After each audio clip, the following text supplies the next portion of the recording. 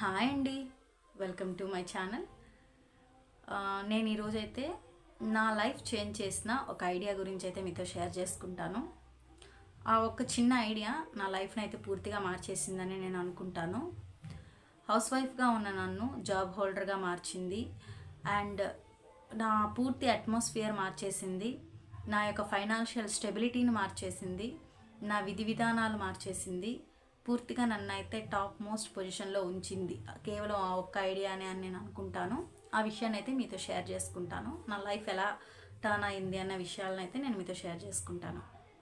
Actually నేను నా introduction వీడియోలో చెప్పాను, 10th క్లాస్లో ఉన్న నా క్వాలిఫికేషన్ని పీజీ వరకు అయితే ఈ ఐడియా అయితే నన్ను తీసుకెళ్ళింది. దేనికి పనికిరాను, నేను ఇంతే అనుకున్న పొజిషన్ నుంచి ఏదైనా చేయగలను, నేను ఏదైనా సాధించగలను అనే స్థితికి అయితే నన్ను మార్చింది. నిత్యం చిన్న చిన్న విషయాలకు కూడా భయపడుతూ ఎప్పుడూ ఏమంటారు ఒక బావిలో కప్పలా బతికే నా జీవితాన్ని నువ్వు ఏదైనా చేయగలవు, కానీ నువ్వు చేసే ప్రతి పని మంచిదై ఉండాలి, నువ్వు చేసే ప్రతి పని నిజాయితీదై ఉండాలి, ఇంకొకరికి ఇబ్బంది కలిగింది అయి ఉండొద్దు. ఆ మూడు లేనప్పుడు నువ్వు ఏ పనైనా చేయొచ్చు అన్న ఉద్దేశంతో నేను ముందుకు సాగడం జరిగింది. ఫస్ట్ ఐడియా ఏంటి, ఐడియా ఐడియా నన్ను నేను ఏదైతే ఆలోచన చేయడానికి కారణం ఏంటి, సందర్భం ఏంటి అనేది కూడా నేను మీతో షేర్ చేసుకుంటాను. నేను మ్యారేజ్ అయిపోయి 2 పిల్లలు పుట్టారు. చిన్న పాప పుట్టిన అప్పుడే నేను డెలివరీ అయిన రీసెంట్ టైమ్స్లో నన్ను గెట్ టుగెదర్కి ఇన్వైట్ చేయడానికి మా 10th క్లాస్ క్లాస్మేట్స్ అయితే వచ్చారు, ఇన్వైట్ చేశారనమాట. కానీ నేను వెళ్ళలేకపోయాను, ఎందుకనంటే చిన్న పాప కదా వదిలేసి రాలేనని చెప్పడం జరిగింది. అప్పుడు వాళ్ళు నా ఫోన్ నెంబర్ తీసుకున్నారు. ఫోన్ నెంబర్ తీసుకొని ఇంకా డైలీ కాల్ చేస్తూ మాట్లాడుతూ ఉండేవాళ్ళు అనమాట. 1 by 1 చేస్తూ మాట్లాడుతూ ఉండేవాళ్ళు. వాళ్ళు ఏం చదువుతున్నారు, వాళ్ళు ఏం చేస్తున్నారు, వాళ్ళు ఏం జాబ్ చేస్తున్నారు, ఇవన్నీ కూడా మంచి చెడ్లు మాట్లాడుతూ ఉన్నారనమాట. అప్పటి వరకు ఎటువంటి క్వశ్చన్ లేదు నాకు. అప్పటి నుంచి నాకు క్వశ్చన్స్ మొదలయ్యాయి అన్నమాట. ప్రతి ఒక్కరు కూడా ఎడ్యుకేషన్ పరంగా చాలా ముందున్నారు. ప్రతి ఒక్కరు క్లాస్మేట్స్ అందరూ కూడా ఎడ్యుకేషన్ పరంగా ముందున్నారు. వాళ్ళ సెల్ఫ్ డిపెండ్స్ ఎక్కువగా ఉంది, వాళ్ళ కాళ్ళ మీద వాళ్ళు నిల్చో ఉన్నారు అండ్ ఎవ్రీథింగ్ ఈజ్ ఫైన్, అంతా బాగుంది. అప్పుడు నేను వేసుకున్న క్వశ్చన్ ఏంటి అని అంటే, మరి నేనేంటి, నాకంటూ ఉన్న ఇది ఏముంది, సెల్ఫ్గా నాకంటూ నేను ఏం సాధించాను అని చెప్పి ఒక క్వశ్చన్ వేసుకోవడం జరిగింది. అండ్ అనదర్ ఇంపార్టెంట్ థింగ్ ఏంటి అని అంటే, మేము కజిన్స్ 4 మెంబర్స్, మొత్తం మేము సిస్టర్స్ 4 మెంబర్స్ ఉన్నాము కజిన్స్. వాళ్ళందరిలో ప్రతి ఒక్కరూ మంచిగా ఉన్నారు. అంటే ఒకరు ఆర్కిటెక్ట్గా కావచ్చు, ఇంకొకరు వచ్చేసప్పుడు CA చేస్తున్నారు, ఇంకొకరు వచ్చి PG చేస్తున్నారు. నేను వేసుకున్న క్వశ్చన్, నాకు ఏదీ లేదు, అసలు ఒక క్వాలిఫికేషన్ అనేది లేదు. ఒకవేళ ఎవరైనా రేపు నా పిల్లలు పెరిగిన తర్వాత అయినా అమ్మ నువ్వేం చదువుకున్నావు అంటే నా దగ్గర ఆన్సర్ లేదు, ఓన్లీ 10th క్లాస్ అని మాత్రమే నేను చెప్పుకోవాలి. ఓకే, మరి ఇంకా ఏంటి అని ఆలోచించుకున్న సందర్భంలో నేను తీసుకున్న డెసిషన్ ఏంటి అని అంటే, నేను చదువుకోవాలి అని అయితే ఫిక్స్ అయిపోయానండి. నేను చదువుకోవాలి, అదొక్కటే. ఎందుకనంటే నేను ఇంకేమీ పనులు చేయలేను, అప్పుడున్న సందర్భంలోకి నేను బయటికి వెళ్ళలేను, చిన్న బిడ్డలు 2. కాబట్టి నేనేమనుకున్నాను, నేను చదువుకోవాలి అని అయితే ఫిక్స్ అయ్యాను. మిగతా వాళ్ళ గురించి నాకు తెలీదు. ఆ టైంలో ఒకవేళ మిగతా వాళ్ళు అయితే ఎలా రెస్పాండ్ అయ్యి ఉండేవాళ్ళో నాకు తెలీదు. కానీ నేను ఆ విషయాన్ని మా వారితో చెప్పాను, నేను చదువుకుందాం అనుకుంటున్నాను అని. ఏమి ఆయన ఏ మాట అనలేదండి. నీ ఇష్టం, నువ్వు చేయగలిగితే చెయ్యి అని చెప్పారు.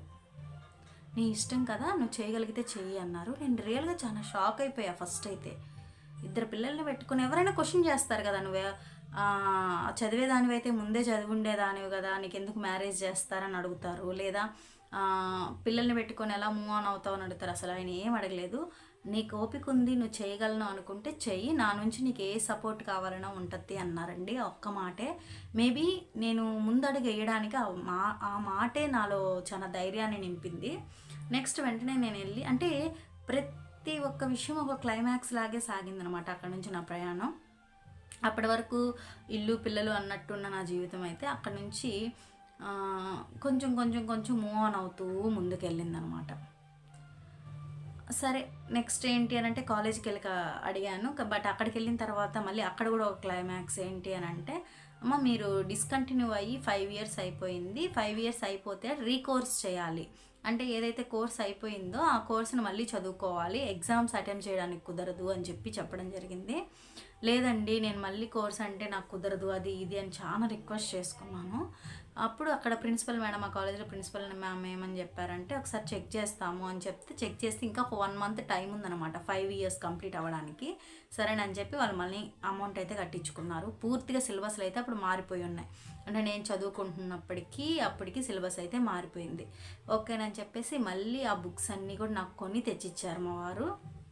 ఇంట్లో కూర్చొని అవన్నీ ప్రిపేర్ అయ్యేదాన్ని అనమాట. అసలు మెయిన్ ఇంపార్టెంట్ విషయం ఏంటి అని అంటే, మ్యారేజ్కి ముందు చదివింది గుర్తుండేది కాదు, అర్థం చేసుకోవడానికి ప్రయత్నించిన పెద్ద మైండ్కి ఎక్కేది కాదు. అలాంటిది ఇప్పుడు ఇంట్రెస్ట్తో కావాలి అని చదువుతున్నాను కాబట్టి ఏదైనా సరే ఒకసారి చదివితే నాకు వచ్చేసేది అనమాట, ఏదైనా ఒకసారి చదివితే గుర్తుండిపోయేది. అలా మొదలైపోయింది ప్రయాణం. అంతేనండి, ఇంకెప్పుడు వెనక్కి తిరిగి చూసిందే లేదు. ఆ రోజు మొదలైన స్ట్రగుల్, నేను పీజీ అయిపోయి పీజీ సర్టిఫికేట్ నేను తీసుకునేంత వరకు కూడా వెనక్కి తిరిగి చూసుకోలేదు అండ్ ఎక్కడ డ్రాప్ అవ్వలేదు. అండ్ అసలు మెయిన్ మిరాకిల్ థింగ్ ఏంటి అని అంటే, ఏ కాన్సెప్ట్ అయినా సరే ఒకసారి చూశాను అని అంటే అది వచ్చేసేది, అంత మైండ్ మెచ్యూరిటీ అయితే అయిపోయింది. అలా అలా నా కెరీర్ బిల్డ్ అవుతూ వచ్చింది. నా పీజీ అయిపోయిన తర్వాత నేను ఈ పీజీ చేసుకునే ముందే డిగ్రీ నుంచి అయితే టీచింగ్ ఫీల్డ్లోకి ఎంటర్ అయిపోయేసి టీచింగ్ చెప్పుకుంటూనే దీంట్లోకి అయితే వచ్చేసాను అనమాట.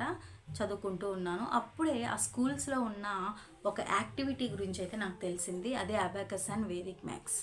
ఫస్ట్ వేదిక్ మ్యాథ్స్ గురించి కూడా తెలియదండి, అబాకస్ మాత్రమే తెలుసు. అప్పుడు వాళ్ళు వీక్లీ వన్స్ రావడం, క్లాస్ చెప్పుకోవడం, వెళ్ళిపోవడం అలా జరుగుతూ ఉండేది. నేను స్కూల్స్లో అప్పుడు ఇంగ్లీష్కి వర్క్ చేస్తూ ఉన్నప్పుడు అప్పుడు దాని గురించి మళ్ళీ సెర్చ్ చేయడం మొదలుపెట్టానమాట.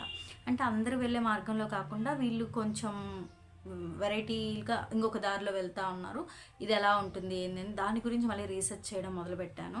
ఫస్ట్ నుంచి కూడా నాకున్న ఒక హ్యాబిట్ ఏంది అని అంటే, ఏదైనా ఒక విషయం గురించి తెలుసుకోవాలి అంటే ఎక్కువ గ్రౌండ్ వర్క్ చేసేదాన్ని ఆ విషయం గురించి. అలా గ్రౌండ్ వర్క్ చేసుకుంటూ అయితే అబాకస్ గురించి పూర్తి ఇన్ఫర్మేషన్ అయితే గ్యాదర్ చేసుకున్నాను. అలా గ్యాదర్ చేసుకొని అక్కడి నుంచి స్టార్ట్ చేసిన ఇంకొక మార్గమే నా ఈ యొక్క అబాకస్ అండ్ వేదిక్ మ్యాథ్స్ ప్రయాణం అనమాట. ఓకే, ఇది ఎక్కడ ఉంటుందో తెలుసుకున్నాను అండ్ అది చెన్నైలో ఉంటుంది అని తెలిసింది. చెన్నైలో మళ్ళీ నా కోర్స్ అయితే కంప్లీట్ చేసుకున్నాను అండ్ ట్రైనింగ్ తీసుకున్నాను. ఆ ట్రైన్ అప్ అయిన తర్వాత నేను మళ్ళీ స్కూల్స్కి, అది కూడా ఒక పెద్ద క్లైమాక్స్, ఎందుకంటే ప్రతి స్కూల్ దగ్గరికి వెళ్ళి డెమో ఇవ్వాలి, మన డెమో వాళ్ళకి నచ్చాలి, వాళ్ళు అట్రాక్ట్ అవ్వాలి, తర్వాత మనకు ఆపర్చునిటీస్ ఇవ్వాలి. బట్ ఆల్రెడీ అప్పటికే పెద్ద పెద్ద కంపెనీస్ అయితే abacus and Vedic maths companies అయితే ఇంట్రడ్యూస్ చేసేసి ఉన్నారు స్కూల్స్కి. వాళ్ళని కాదు అని చెప్పి మనకి ఇవ్వాలి అని అంటే మనం ఎంత మంచిగా పెర్ఫామ్ చేస్తే తప్ప మనకి అవకాశాలు రావన్నమాట. ఎందుకంటే ఆల్రెడీ వాళ్ళు వెల్ సెటిల్డ్ కంపెనీస్ కాబట్టి వాళ్ళ దగ్గర మార్కెటర్స్ ఉంటారు, తర్వాత ఫ్యాకల్టీ ఉంటారు అండ్ వాళ్ళ దగ్గర వెల్ ట్రైన్డ్ ట్రైనర్స్ ఉంటారు. ఇంతమంది చేసే వర్క్ అంతా కూడా మనమే చేయాలి అని అంటే మనమే మార్కెటింగ్ చేసుకోవాలి, మనమే ట్రైన్ చేయాలి, మనమే డెమోస్, వాళ్ళ దగ్గర డెమోస్కి విడిగా ఫ్యాకల్టీ ఉంటారనమాట, మనమే డెమోస్ ఇవ్వాలి అండ్ టీచింగ్కి మనమే వెళ్ళాలంటే ఇన్ని రోల్స్ని కూడా మనమే ప్లే చేయాలన్నమాట. అలా ప్లే చేసుకుంటూ ఒక 1 ఇయర్ పాటు అయితే బాగా కష్టపడడం జరిగింది. ఆ 1 ఇయర్ తర్వాత నేను ఒక స్కూల్లో నన్ను నమ్మి నాకైతే ప్రోగ్రామింగ్ ఇచ్చారండి.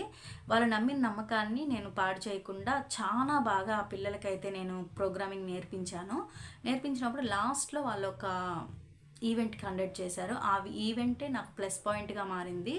ఆ ఈవెంట్కి వచ్చిన చాలా మంది ప్రిన్సిపల్స్ అయితే ఆ పిల్లల యొక్క పెర్ఫార్మెన్స్ చూసి, వాళ్ళ స్కూల్స్లో అప్పటికే పెద్ద పెద్ద కంపెనీస్ అయితే ప్రోగ్రామింగ్ చేస్తున్నారు, బట్ వాళ్ళకంటే కూడా మా పిల్లలు పెర్ఫార్మింగ్ చాలా బాగుంది అన్న ఉద్దేశంతో ఆ నెక్స్ట్ ఇయర్ నేను అడగకుండానే నాకు ఓన్ కంపెనీస్ నుంచి చాలా ఆపర్చునిటీస్ అయితే రావడం జరిగింది. అలా వచ్చిన ఆపర్చునిటీ స్టెప్ బై స్టెప్ నేనే ఓన్గా ఒక కంపెనీ మెయింటైన్ చేసుకొని నేనే ఒక్కోటి 1 బై 1 పెరుగుతూ నేనే ఓన్గా బుక్స్ అన్నీ ప్రతి ఒక్కటి కూడా నా ఇంకొక కంపెనీతో టైఅప్ అవ్వకుండా నేనే అన్నీ మెయింటైన్ చేసుకుంటూ రావడం జరిగింది. అలా నా ప్రయాణం అయితే స్టార్ట్ అయింది. ఈరోజు అయితే ఇబ్బంది లేదు, నేను ఒక్క రోజు క్లాస్కి వెళ్ళినా నేను 1500 రూపీస్ అయితే సంపాదించుకోగలుగుతాను.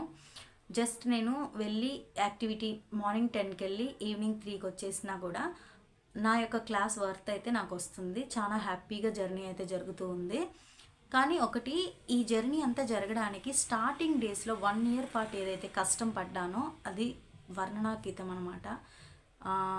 ఎంత కష్టము అని అంటే, ఒక స్టూడెంట్ని పూర్తిగా మనకి మోల్డ్ చేసుకొని వాళ్ళతో ప్రోగ్రామింగ్ చేయించడం అనేది చాలా కష్టం. బట్ ఆ 1 ఇయర్ కష్టం అయితే నా టోటల్ లైఫ్ని అయితే మార్చేసింది. దీనన్నిటికీ మూలం ఏంటి అని అంటే, ఆ రోజు జరిగిన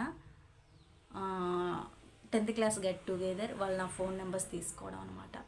వాళ్ళు నాతో మాట్లాడడం అండ్ వాళ్ళ కెరియర్లో వాళ్ళు ఏమేం చేస్తున్నారో నాతో షేర్ చేసుకోవడం. అప్పుడు నేను ఏంటి అని నేను క్వశ్చన్ చేసుకోవడం. ఆ క్వశ్చన్ ఈరోజు నా క్వశ్చన్కి సమాధానంగా ఈరోజు నా స్థితే కారణం అండి. Thank you so much for watching. ఈ వీడియో చేయడానికి ముఖ్య ఉద్దేశం, మనలో చాలామంది ఉంటారు నేను ఏం చేయలేను, నేను ఇంతే అనుకుంటూ ఉంటారు.